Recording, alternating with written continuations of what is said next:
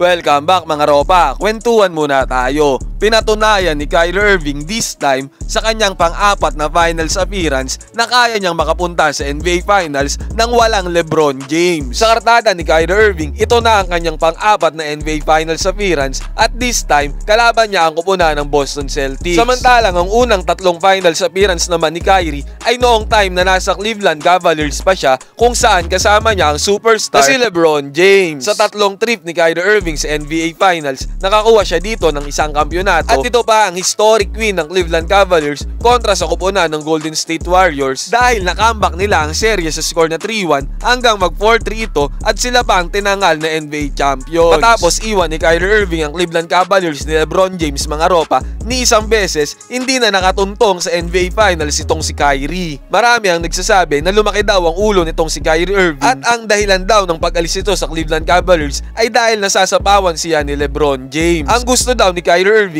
ay mag-lead ng isang championship team kung saan siya ang main focus ng koponan. Pero after nga na mag-leave ni Kyrie Irving sa Cleveland Cavaliers ay ni isang beses hindi na siya nakatungtong sa NBA Finals. Marami ang nagsasabing hindi daw talaga kaya ni Kyrie Irving na mag-isa at kailangan daw talaga nito si LeBron James para magkampiyon ulit. Ang mga superstars na si Kevin Durant at James Harden ay naging kakampi na ni Kyrie Irving sa Brooklyn Nets. Pero that time, hindi pa rin sila umabot sa NBA Finals or nakakuha man lang ng isang kampyonato kahit na ang lakas ng team nila. Ngayong 2023-2024 season mga ropa, pinatunayan na ni Kyrie Irving na kahit wala si LeBron James ay kaya niyang mag-lead ng isang team. Kasama si Luka Doncic at ang Dallas Mavericks, haharapin na ni Kyrie ang kanyang former team na Boston Celtics sa NBA Finals. Take note mga ropa, si Kyrie ay galing sa Boston Celtics after niya matrade sa Cleveland Cavaliers. At nung na-trade siya sa Boston Celtics nung time niya dito, nakakampi niya ang rookie na si Jason Tatum kung saan si Jason Tatum na ngayon ang superstar player ng Boston Celtics